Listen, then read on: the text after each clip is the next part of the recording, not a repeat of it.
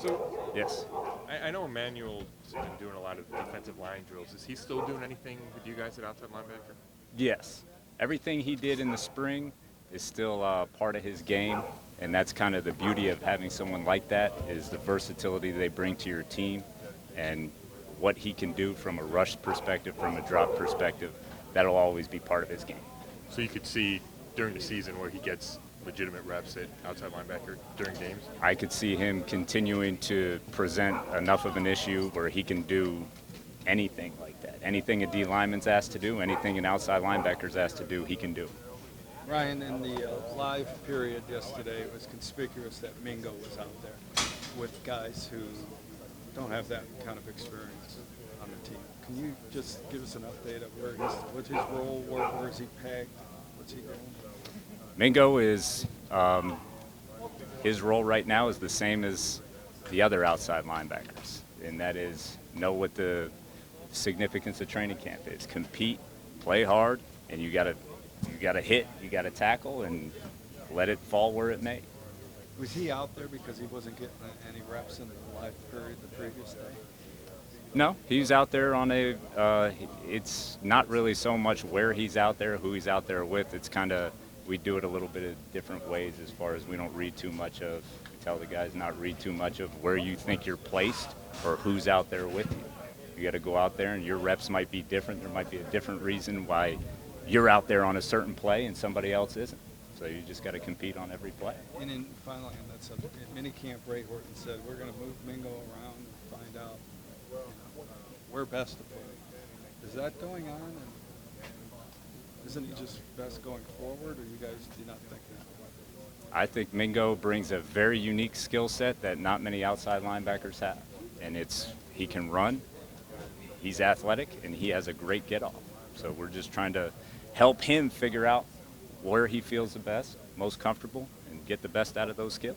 He shared with us that he made it a real priority to get bigger, to gain some weight in the off season. Yeah. How is that translating for him in the early going here? I think it's translated well. He's been able to kind of, when you put weight on, you have to learn how to use it and kind of still use the skills that you have. Like for him, obviously, speed, athleticism. So he has to kind of learn to play with that weight. And whether it's 5 pounds or 25 pounds, he's kind of learning what is most comfortable. What have you seen out of Nate Orchard? This is his second camp. I know you weren't here, but at the end of the year, he said he felt like he started to come on to the end of last year. Have you seen that progression continue? Yes. Nate is doing very well with the leap from year 1 to year 2. From year 2 mini camp, year 2 training camp, your vision starts increasing. You start learning how to play with different techniques, different assignments, and he's kind of expanding it, seeing those things, and kind of trying to take advantage of his vision and things he can see and feel.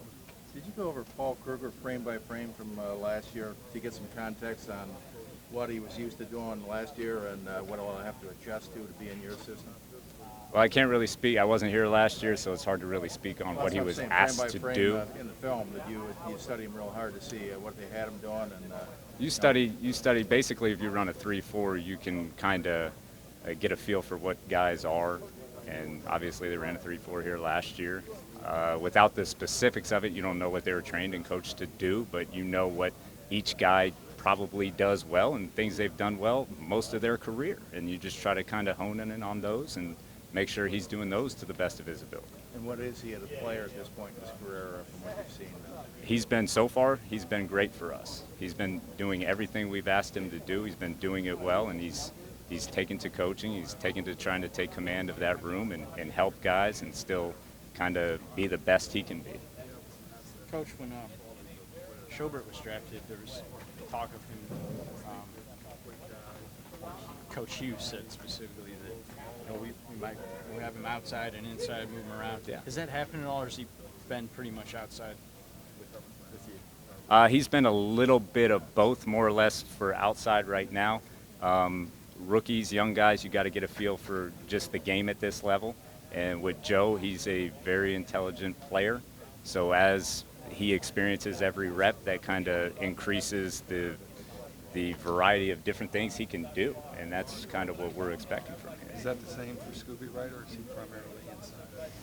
He is right now primarily inside, but that doesn't, like, in our scheme, we have a lot of different packages for like guys like Joe, guys like Mingo, guys like Scooby, who can now move outside, move different roles, and kind of bring about different elements, whether it's rushing, dropping, covering man-to-man. We saw Cam Johnson take some, when Paul wasn't taking a bunch of reps the other day, get some time with the ones. It's kind of like an off-the-radar guy, but do you think he's a guy that can give you some meaningful reps and have an impact? Cam, we've been very pleased with Cam so far. He's taken even a nice little jump from the spring till now. So he's a guy that he's pretty good. He's been pretty good at what he does, and guys like that are that big body and can play that well in space, there's always, you kind of always try to experiment with them doing different things and see where that falls. In your experience, is it just the kind of the system or the right opportunity for a guy that was on a practice squad for a while, kind of bounced around, that just for the light bulb to go on, or for something to click like that? That's an interesting question. That's kind of one of the things with the NFL. You never know what each individual player's unique situation would have been. Everybody's could be different. Guys have been hidden behind in the depth chart. Some guys have gotten hurt. Some guys, their experience is unique, and our job is just to recognize when somebody's doing what they're asked to do, to keep trying to help them do it that way as much as they can.